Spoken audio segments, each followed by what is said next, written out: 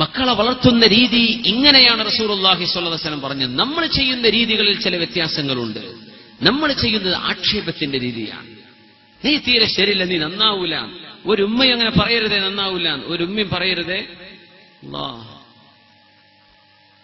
ഒരു ഉമ്മ തന്റെ മോനോട് പറഞ്ഞത് ഈ അടുത്ത സമയത്ത്, ദുബൈയിലുള്ള ഒരു ഉമ്മയാണ്, ഒരു അറബി ഉമ്മ പറഞ്ഞത്, അവിടുത്തെ റേഡിയോ ലൈവ് ചെയ്ത് ഒരു പ്രോഗ്രാം ടെലികാസ്റ്റ് ചെയ്തപ്പോഴാണ് ഞാൻ കേൾക്കുന്നത്. എനിക്ക് നിന്നെ കാണണ്ട മോനെ, നീ ഇന്ന് പോയിട്ട്, വെറും കാറിന്റെ ക്രൈസുള്ള ആളാ, നീ ഇന്ന് പോയിട്ട് നിന്റെ കാറ് തകിടം മറിഞ്ഞ് നീ മരിച്ചു എന്നുള്ളൊരു വാർത്ത എനിക്ക് കേൾക്കാൻ ആഗ്രഹം. ഉമ്മ പറഞ്ഞത് പരമാർത്ഥം. അസറിന്റെ മുമ്പ് കാർ ആക്സിഡന്റിൽ ചെറുപ്പക്കാരൻ മരിക്കുകയാണ്. അപ്പൊ ഉമ്മാക്ക് പേടിയായി, പടച്ചോനെ ഞാൻ അത്ര ഉദ്ദേശിച്ചിട്ടില്ലല്ലോ. പക്ഷെ നാവിന്ന് വന്നുപോയോ? വന്നു. ഇന്ന ലില്ലാഹി സഅതൻ ലാ യുവാഫിഖുഹാ അബ്ദുൻ മുഅ്മിനുൻ ഇല്ലാ അഅതാഹ്. ചില സമയങ്ങളുണ്ട്, ആ സമയത്തേക്ക് നിങ്ങളുടെ ചോദ്യങ്ങൾ യോജിച്ചു വന്നാൽ അല്ലാഹു അത് നൽകിയിരിക്കും. ഒരിക്കലും മക്കളെ കുറ്റം പറയരുത്. മക്കളെ എത്ര കള്ളുകുടിച്ച് നടക്കുന്ന മകനാണെങ്കിലും ശാപം ചെയ്യരുത്. പടച്ചോൻ എന്റെ കുട്ടിയെ നന്നാക്കണേ റബ്ബേ, ഇത് പറയേണ്ടവരാ ഉമ്മയും വാപ്പയും. ഒരു പഴിച്ചു പോകാൻ ഒരു കൂട്ടുകാർ കാരണമായിട്ടുണ്ടാവും. ഒരു പഠിച്ച സ്കൂളുകളോ കോളേജുകളോ ക്യാമ്പസുകളോ ഹോസ്റ്റലുകളോ കാരണമായിട്ടുണ്ടാവും. ആ കാരണം നമുക്ക് മെല്ലെ മെല്ലെ അവരെ പിടിച്ചു കൊണ്ടുവരാൻ സമയമെടുത്തെന്ന് വരും. നമ്മളവരെ ശപിക്കല്ലിൻ, അവർക്ക് ഹിദായത്തിന് വേണ്ടി ദുആ ചെയ്യണമെന്ന ശാപത്തിന്റെ വഴി നമ്മൾ സ്വീകരിക്കുന്നുണ്ട്. ശരിയല്ല. പിന്നെ നമ്മൾ ഉപദേശം കൊടുക്കും, അതിന്റെ ഉള്ളിൽ ഭീഷണിയും വരും. അല്ലെ, ഇനി എങ്ങാനിത് ചെയ്താൽ നിന്നെ വീട്ടിൽ നിന്ന് ഞാൻ പുറത്താക്കും കേട്ടോ. ഇപ്പൊ കുട്ടി പറയുന്നത് എന്നോ പുറത്താക്കിയാൽ മതിയായിരുന്നു, ഞാൻ പതിനാ നടക്കണത്. അപ്പൊ ആ പറഞ്ഞത് നടക്കൂല. ഈ ഭീഷണിയുടെ ഉപദേശവും ശരിയല്ല. പിന്നെ വെറും ഭീഷണി, ഇല്ലെങ്കിൽ കയ്യും കാലം മുറിക്കും, അതൊന്നും പറയാൻ പാടില്ല. തഹ്ദീദ് ചെയ്യുക, ത്രട്ടനിങ്, ഇത് ചെയ്യരുത്. പിന്നെ കൽപ്പനകൾ മാത്രമാണ്, നമുക്കത് അറിയുള്ളൂ. ചെയ്യ്, ഇരിക്ക്, നടക്ക്, കുടിക്ക്, ഉറങ്ങ്. അമ്രുകൾ, ഈ കൽപ്പനകൾ മനുഷ്യന് പോലും കേൾക്കാൻ പ്രയാസമാണ്. അതുകൊണ്ട് ഖുർആനിൽ നിയമങ്ങളുണ്ട്, കൽപ്പനകളുണ്ട്, അള്ളാഹുവിന്റെ അമ്രുമുണ്ട്, നഹിയുമുണ്ട്. പക്ഷെ അതുകൊണ്ട് ഖുർആൻ എല്ലാ സൂറത്തിന്റെയും തുടക്കത്തിൽ എന്ത് വെച്ചത്? ബിസ്മില്ലാഹിർ റഹ്മാനിർ റഹീം, ബിസ്മില്ലാഹിർ റഹ്മാനിർ റഹീം. അത് ഖുർആനിൽ ഇപ്പൊ ഉണ്ടോ ഇല്ലേ എന്ന് അറിയാത്ത കൊലത്തിലങ്ങനെ ചില ആൾക്കാരുടെ പണികൾ നിസ്കാരമൊക്കെ കാണുമ്പോ അതില്ലല്ലോ, അത് ബിസ്മിയൊന്നും ഇല്ല. സുബ്ഹാനല്ലാഹ്, ബിസ്മി ഇല്ലെങ്കിൽ ഖുർആനിൽ രേഖപ്പെടുത്തോ? ബിസ്മി ഫാത്തിഹ ഓതുമ്പോൾ മെല്ലെ ഓതിയിട്ട് അൽഹംദു ഉറക്കോതിയാ മതി എന്ന് പറഞ്ഞപ്പോ ചിലർ ബിസ്മി തന്നെ ഓതാതെ. പൊന്നു സഹോദര, അത് ഓതിയാ വല്ല നഷ്ടപ്പെടാണ്ടോ? നിന്റെ കുറച്ച് വോയിസ് അല്ലേ പോവുള്ളൂ, അള്ളാന്റെ കലാമല്ലേ, അത് ആയത്തല്ലേ അത് ഓതാതെ പോയി ഖുർആനിന്റെ പിന്നെ അച്ചടിക്കുമ്പോ ചിലർ ഇത് നമ്മൾ കേൾക്കാറില്ലല്ലോ മൂലയിൽ ഓതുന്നത്, എന്നാ പിന്നെ ബിസ്മി വേണ്ടാന്ന് വെക്കൂലേ? അള്ളാന്റെ കലാമിന്റെ തുടക്കല്ലേ അത്, സൂറത്തിന്റെ ആരംഭങ്ങളല്ലേ ബിസ്മി. ബിസ്മില്ലാഹിർ റഹ്മാനിർ റഹീം, കാരുണ്യവാനും കരുണാനിധിയുമായ അള്ളാഹുവിന്റെ നാമത്തിൽ ഞാൻ ആരംഭിക്കുകയാണ്. അസ്സാനിയതു വസ്സാനി ഫജ്ലിദു കുല്ല വാഹിദിൻ മിൻഹുമാ മിഅത ജൽദ. വ്യഭിചരിക്കുന്ന ആണും പെണ്ണും കല്യാണം കഴിച്ചിട്ടില്ലെങ്കിൽ രണ്ടുപേരെയും 100 വീതം അടിക്കുകയും 1 വർഷത്തേക്ക് നാടുകടത്തുകയും ചെയ്യണം. ഖുർആൻ തുടങ്ങുകയാണ് ബിസ്മില്ലാഹിർ റഹ്മാനിർ റഹീം, കാരുണ്യവാന്റെ നാമത്തിൽ ഞാൻ ആരംഭിക്കുകയാണ്. എന്തിനാണ് ഈ ബിസ്മി വെച്ചതെന്നറിയോ? വ്യഭിചരിച്ചാൽ അടിയാണെന്നും വ്യഭിചരിച്ചാൽ വിവാഹം ചെയ്ത മനുഷ്യനെ എറിഞ്ഞു കൊല്ലുന്ന വധശിക്ഷയാണെന്നും അള്ളാഹുവിന്റെ നിയമം ഒറ്റടിക്ക് പറഞ്ഞാൽ ഒരു പ്രയാസം വരും. കൽപ്പന നേരെ ഡയറക്റ്റ് കൽപ്പിച്ചാൽ ഒരു പ്രയാസം വരും. അതിനല്ലാഹു മനുഷ്യന്റെ മനസ്സിനെ പാകപ്പെടുത്തിയെടുക്കുകയാണ്. ഇത് കാരുണ്യവാൻ ചെയ്യുന്ന നിയമമാണ്. ഇത് എന്നോട് കരുണയുള്ളത് കൊണ്ട് അല്ലാഹു പറയുകയാണ്, എന്റെ ശരീരത്തിലേക്ക് എയ്ഡ്സ് പോലെയുള്ള മാരകമായ രോഗങ്ങൾ വരാതിരിക്കാൻ, സജ്ജനങ്ങളായ ആളുകൾ എന്നെ വെറുക്കാതിരിക്കാൻ, അള്ളാന്റെ ശിക്ഷ എനിക്ക് വരാതിരിക്കാൻ കാരുണ്യവാൻ എന്നോട് പറഞ്ഞു തരികയാണിത്. അപ്പൊ മനസ്സിന് സമാധാനമായി. ബിസ്മില്ലാഹിർ റഹ്മാനിർ റഹീം. ഇനി അള്ളാഹു പറഞ്ഞു, ഇതിന്റെ റഹ്മാനല്ലേ പറഞ്ഞത്? അത് മനസ്സിലാക്കാൻ ആ സൂറത്തിന്റെ തുടക്കങ്ങളിൽ അള്ളാഹു ബിസ്മില്ലാഹിർ റഹ്മാനിർ റഹീം അത് ഓതിക്കോളി. ഓതിയ ഒരു കുഴപ്പം വരാൻ പോണില്ല. പക്ഷെ അതൊക്കെ ഒഴിവാക്കി ഖുർആൻ എന്തെങ്കിലും ഒഴിവാക്കാൻ പിന്നെ എന്ത്? ഇങ്ങനെ പോയിപ്പോവില്ലേ? എടുത്താ കൂലിയല്ലേ? ഒഴിവാക്കി ആ കൂലി കിട്ടൂലേ? എടുത്താ ആ കൂലി കിട്ടൂലേ? ബിസ്മി ഓതി ആ കൂലി കിട്ടിയില്ലേ? എന്തിനാ നഷ്ടപ്പെടുത്തുന്നത്? ഓതാതിരിക്കാൻ പറ്റുമെന്നാണ് കേട്ടു എന്ന് വിചാരിക്കുന്നത്. നീ ഓദിക്കോ എന്ന് പറഞ്ഞാൽ കൂലി തോനെ കിട്ടാനായി പറയുന്നത്. നിനക്ക് കൂലി കുറച്ച് കൂടെ കിട്ടിക്കോട്ടെ. കൽപ്പനകൾ. മനുഷ്യന്റെ മനസ്സുകൾക്ക് പ്രയാസമുണ്ട്, ഭാരമുണ്ട്. അതുകൊണ്ട് അല്ലാഹുവിന്റെ വചനങ്ങൾ ആരംഭിക്കുന്നത് ബിസ്മില്ലാഹിർ റഹ്മാനിർ റഹീം.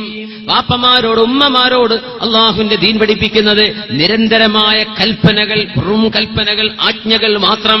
ഇത് കുട്ടികൾക്ക് മടുപ്പുണ്ടാക്കും. പിന്നെ വാപ്പ എന്ത് പറഞ്ഞാലും കുട്ടികൾ കേൾക്കൂല. അങ്ങനെയും ആഗ്രഹം. ഇതൊരു 2 ദിവസത്തെ ക്യാമ്പ് ചെയ്തിട്ട് നിങ്ങളെ വൈകുന്നേരമോളം പഠിപ്പിക്കേണ്ട പവർ പോയിന്റും സ്ലൈഡും. ബഷീർ മാഷൊക്കെ പോയോ? ഇടത്ത് ബഷീർ സാഹിബ് പോയോ? ഇവരൊക്കെ ദിവസങ്ങളോളം ക്യാമ്പ് ചെയ്യുന്ന ട്രെയിനിങ് കോഴ്സുകളായിട്ട് ചെയ്യേണ്ട പണിയാണ് ഈ പാരന്റിങ്ങിനെ പറ്റിയാണ് ഞാൻ ഈ പറഞ്ഞുകൊണ്ടിരിക്കുന്നത്. എങ്ങനെ മക്കളെ വളർത്താം. അത് ഒരു വാതിന്റെ ഉള്ളിൽ സ്ക്വീസ് ചെയ്താൻ പറ്റുന്നില്ല. പക്ഷെ ഞാൻ കുറച്ച് ചിന്തകൾ മാത്രം തന്ന് നിങ്ങളെ ഓർമ്മിപ്പിക്കുകയാണ്. പിന്നീട് വിശദങ്ങളൊക്കെ പിന്നീട് എവിടെന്നെങ്കിലും നിങ്ങൾ പഠിച്ചെടുക്കണം ഇൻഷാ അല്ലാഹ്. പിന്നെ നമ്മൾ ചെയ്യുന്നത് മുഹാദറാത്ത്, വാള് പറഞ്ഞെടുക്കുക കുട്ടികൾക്ക്. കുട്ടികളെ ഇരുത്തിയിട്ട് അങ്ങോട്ട് ഒറ്റ വാള്. വാപ്പയുടെ ഉപദേശം 1/2 മണിക്കൂർ. ഇത് 2 ദിവസം കുട്ടികൾക്കും, 3-ാമത്തെ ദിവസം പൊന്നാര വാപ്പ നിങ്ങളെ വാള് നിർത്തിക്കളെ. ഉമ്മ വാള് പറഞ്ഞാൽ കുട്ടി പറയും പൊന്നാര ഉമ്മ നിങ്ങളെ വാള് നിൽക്കും എടുത്തുക്കള്. ഇതും ശരിയാവുന്നില്ല. പിന്നെന്താ ചെയ്യേണ്ടത് പറഞ്ഞുതരാം.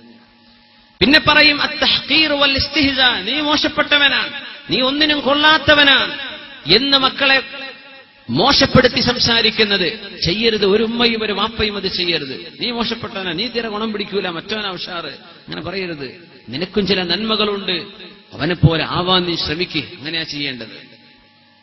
റസൂലുള്ളാഹി സ്വല്ലല്ലാഹു അലൈഹി വസല്ലം തങ്ങളുടെ മുമ്പിലുള്ള വഴി ഒരേ ഒരു വഴിയാണ്, സ്നേഹത്തിന്റെ വഴിയാണ്. അത് സ്നേഹത്തിന്റെ വഴിയാണ്.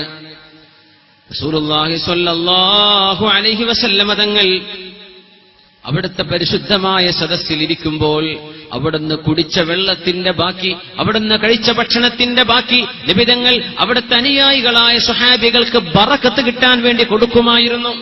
ഹദീസിൽ കാണാൻ പറ്റും. തങ്ങൾ ഇരിക്കുമ്പോ ആദ്യം ആരാണോ വലതുഭാഗത്തുള്ളത് ആ ആൾക്ക് കൊടുക്കുക. പാല് കുടിച്ചു, കുറച്ച് നബി ബാക്കി മുഴുവൻ കുടിക്കൂല, കുറച്ച് കുടിച്ചിട്ട് എല്ലാവരും അതിന്റെ ബറക്കത്തെടുത്തോട്ടെ. തങ്ങൾ സുഉറുൽ മുഅ്മിനി ശിഫാ, മുഅ്മിനായ മനുഷ്യൻ കുടിച്ച വെള്ളത്തിൽ ശിഫയുണ്ടെന്ന് പരിശുദ്ധ റസൂലുള്ളാഹി സ്വല്ലല്ലാഹു. അങ്ങനെയാണെങ്കിൽ അള്ളാന്റെ ഹബീബ് കുടിച്ചതിൽ എത്ര ശിഫ കാണും? നമ്മൾ പറയില്ല, ചില തങ്ങന്മാർ സയ്യിദന്മാർ ഒരു മന്ത്രി ചൂതിയാൽ ശിഫ കിട്ടി. യാ അല്ലാഹ്, കുമ്പോൾ തങ്ങളടുത്തൊക്കെ എത്രയാ തിരക്ക്. പാണക്കാട്ടൊക്കെ പോയി ചൊവ്വാഴ്ച എന്താ തിരക്ക്.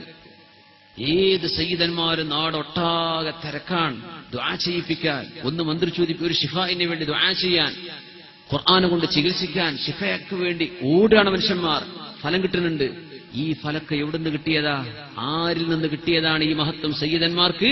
ഇവരുടെയൊക്കെ വല്ലിപ്പയായ അഷ്റഫുൽ ഖൽഖ് സ്വല്ലല്ലാഹു അലൈഹി വസല്ലം. അപ്പൊ നബി തങ്ങളുടെ പവർ എത്രയാ?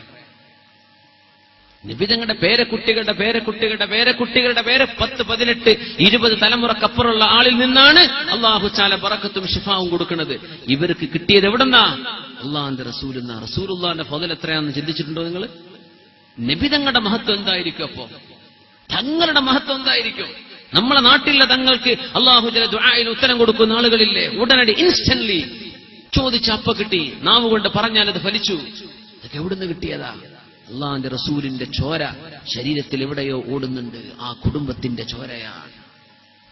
അഷ്റഫുൽ ഖൽഖിന്റെ പുണ്യമാണ്, തങ്ങളുടെ മഹത്വമാണ് കാണിച്ചിരുന്നത് അവിടുത്തെ തമ്പുരാൻ. നമ്മൾ തങ്ങളെ കണ്ടില്ല, അവിടുത്തെ ചോരയോടുന്ന ചില ശരീരങ്ങളെ കാണിച്ചു തരികയാണ്. എന്റെ ഹബീബിന്റെ മഹത്വം നിങ്ങൾ മനസ്സിലാക്കിക്കോളൂ. അള്ളാഹ് കൊടുത്തതാണ്, അള്ളാഹ് കൊടുത്തതല്ലേ. ഹബീബായ സ്വല്ലല്ലാഹു അലൈഹി വസല്ലം തങ്ങൾ കുടിക്കുന്ന വെള്ളം വലതുഭാഗത്തുള്ള ആളുകൾക്ക് കൊടുക്കുമായിരുന്നു. അങ്ങനെ ഒരു സദസ്സിലിരിക്കുമ്പോ മഹാന്മാരായ വലിയ വലിയ സ്വഹാബിമാരിയ്ക്കുന്ന സദസ്സ്, തങ്ങളുടെ തൊട്ടരികത്തിരിക്കുന്ന ചെറിയ കുട്ടിയാണ്. ഒരു കുട്ടിയായിരിക്കുന്നത്. കുട്ടി അവിടെ വന്നിരുന്നു. ആ സദസ്സിലുണ്ട് അബൂബക്കർ സിദ്ദീഖ് റളിയല്ലാഹു അൻഹു. ആ സദസ്സിലുണ്ട് സഅദ് ഇബ്നു അബീ വഖാസ് റളിയല്ലാഹു അൻഹു. ആ സദസ്സിലുണ്ട് മുആദ് ഇബ്നു ജബൽ റളിയല്ലാഹു അൻഹു. ആ സദസ്സിലുണ്ട് അബൂ ഉബൈദത്ത് ഇബ്നുൽ ജറാഹ് റളിയല്ലാഹു അൻഹു. കാലാവസ്ഥയാണെങ്കിലോ നല്ല ചൂടും, വെള്ളം കുടിക്കാൻ ദാഹിക്കുന്ന സമയം. നബി തങ്ങൾ വെള്ളം കുടിച്ചു. ആ വെള്ളം തൊട്ടരികത്തുള്ള ഇരിക്കുന്ന കുട്ടിക്ക് കൊടുക്കണോ അല്ല മഹാന്മാരായ സ്വഹാബത്തിന് കൊടുക്കണോ? തങ്ങളുടെ മര്യാദ നോക്കണം. അല്ലാഹുവിന്റെ ഹബീബ് സ്വല്ലല്ലാഹു. തങ്ങൾ ഭയങ്കരല്ലേ. നമ്മൾ പറയും, തങ്ങൾ പറഞ്ഞിട്ടുണ്ട്, ഹദീസുണ്ട്, ആരും എനിക്ക് വേണ്ടി എഴുന്നേറ്റ് നിൽക്കരുത്. അപ്പൊ എല്ലാവരും തീരുമാനിച്ചു, പൊന്നാര മക്കളെ, നമ്മൾ ഉസ്താദ്മാരും തങ്ങന്മാരും വരുമ്പോൾ നെയ്ച്ചെന്നൊക്കെ വാത്തിലാട്ടോ, ആ ഹദീസ് നമുക്ക് ഒരു പറഞ്ഞു തന്നിട്ടില്ല അല്ലേ, സമസ്തന്റെ ആലിമികൾ പറഞ്ഞു തന്നിട്ടില്ല എന്ന് പോലെ കുറ്റം പറയണ്ടെങ്കിൽ എന്തേ പറഞ്ഞതെന്നറിയോ? നബി തങ്ങളത് പറയും, അത് തങ്ങളുടെ ഏറ്റവും മഹത്തരമായ സ്വഭാവശുദ്ധിയാണത്. എനിക്ക് വേണ്ടി നിങ്ങൾ എഴുന്നേൽക്കണ്ട. സ്വഹാബികൾ എന്താ ചെയ്തത്? നബിയെ പറഞ്ഞിട്ട് എല്ലാവരും ഇങ്ങനെ ഇരിക്കണോ, ബിംബം പോലെ ഇരുന്നു, അനങ്ങണ്ട, ബഹുമാനിക്കണ്ട, അങ്ങനെയാണോ സ്വഹാബത്ത് ചെയ്തത്? അവരെന്ത് ചെയ്തു? അത് ഈ പറഞ്ഞ ഹദീസ് കിട്ടിയിട്ടില്ല.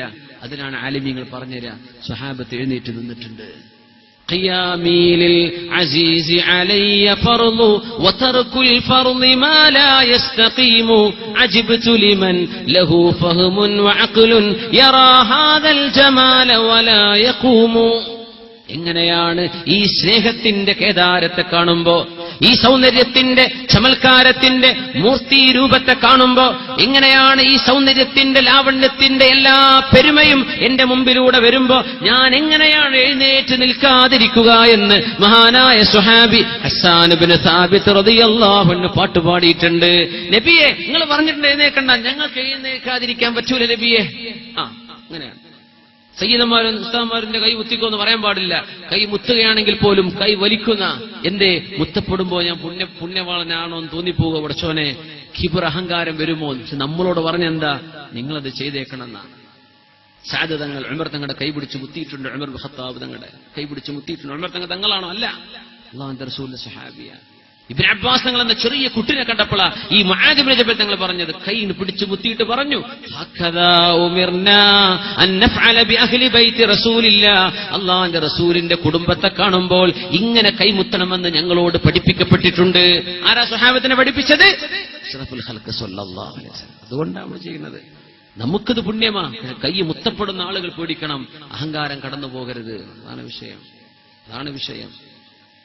ഹബീബായ തങ്ങളുടെ മുമ്പിൽ ഈ സ്വഹാബിമാരൊക്കെ ഇരിക്കുമ്പോൾ കൊച്ചുകുട്ടിയാണ് വലതു ഭാഗത്തുള്ളത്. തങ്ങൾ ചോദിച്ചു, തങ്ങളുടെ മര്യാദ നോക്കണം, തങ്ങൾക്ക് ചോദിക്കേണ്ട ആവശ്യമുണ്ടോ? കുട്ടി, നിങ്ങൾ സമ്മതം തരികയാണെങ്കിൽ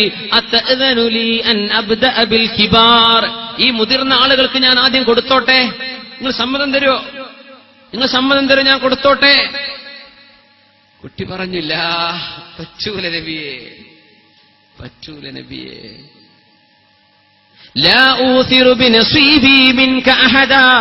അങ്ങയിൽ നിന്ന് എനിക്ക് കിട്ടുന്ന ഓഹരി ഞാൻ ആർക്കും വിട്ടുകൊടുക്കൂല നബിയേ. അഷ്റഫുൽ ഖൽഖിന്റെ മഹത്വം കിട്ടണമെന്ന് ആഗ്രഹിച്ചിരിക്കുന്ന കുട്ടിയാണത്. അന്നത്തെ കുട്ടികളും വലിയ അത്ഭുതമാണ്. ഇന്നൊക്കെ ഉസ്താദ് അടിച്ചു കഴിഞ്ഞാൽ ഭയങ്കര കുഴപ്പമില്ലേ? ഉസ്താദിന്റെ പെരീക്കോ മദ്രസക്കോ മാർച്ചല്ലേ? എന്തിന്റെ കുട്ടി തല്ലിയത്? മാലിക് ഇബ്നു അനസ് റളിയല്ലാഹു അൻഹു അന്നൊരു കുട്ടിനെ തല്ലി, മദീനത്തെ കുട്ടിയെ. മദീന ഒരു പഠിക്കാൻ വന്ന കുട്ടി നിരന്തരം നേരമേക്ക് വന്നപ്പോൾ ബഹുമാനപ്പെട്ടവർ ഒരു കൊച്ചു വടി കൊണ്ട് അടിച്ചു. ആര്? മാലികി മദ്ഹബിന്റെ ഇമാം. ലോകം കണ്ട, മദീന കണ്ട ഫത്വ നൽകാൻ മാലിക് തങ്ങൾ ജീവിച്ചിരിക്കുമ്പോൾ ഒരാളും ലോകത്ത് ഫത്വ കൊടുക്കാൻ പാടില്ലെന്ന് പറഞ്ഞ ഇമാം ദാരുൽ ഹിജ്റ മാലിക് ഇബ്നു അനസ് റളിയല്ലാഹു അൻഹു. അടിച്ചപ്പോൾ മാലിക് ഇമാമിന് ഭയങ്കര സങ്കടമായി. അപ്പൊ കുട്ടി ഇങ്ങനെ ചോദിച്ചു, ഉസ്താദേ, ഇന്ന തല്ലിയത് നിങ്ങൾക്ക് സങ്കടമുണ്ടോ? ആ മോനേക്ക് സങ്കടമുണ്ട്. നിനക്ക് പൊരുത്തപ്പെട്ടുരോ? ഉസ്താദ് ചോദിച്ചു. ആരോട്? ഈ കുട്ടിയോടെ. നിനക്ക് പൊരുത്തപ്പെട്ടുരോ? കുട്ടി പറഞ്ഞു, ഇല്ല. അല്ലാ, കുട്ടി, ഞാൻ എന്താ നിങ്ങൾക്ക് ചെയ്തു തരേണ്ടത്? എനിക്ക് 7 അടി കിട്ടിയിട്ടുണ്ട്. 7 അടിക്കും 7 ഹദീസുകൾ പഠിപ്പിച്ചു തന്നാ ഞാൻ പൊരുത്തപ്പെട്ടരാം. സുബ്ഹാനല്ലാഹ്. അങ്ങനെ 7 ഹദീസ് പറഞ്ഞു കൊടുത്തു ഇമാം മാലിക് റളിയല്ലാഹു അൻഹു. കുട്ടി പറഞ്ഞു, ഞാൻ പൊരുത്തപ്പെട്ടു. ഇനി ഉസ്താദ് എത്രയും തല്ലിക്കോളി, ആ തല്ലിനനുസരിച്ച് എനിക്ക് ഹദീസ് പഠിപ്പിച്ചു തരണം കേട്ടോ. അങ്ങനത്തെ കുട്ടികൾ ജീവിച്ച കാലമാ സ്വഹാബത്തിന്റെയും താബിഈങ്ങളുടെയും കാലം. നമ്മുടെ മക്കളെ പോലെയല്ല. സുബ്ഹാനല്ലാഹ്.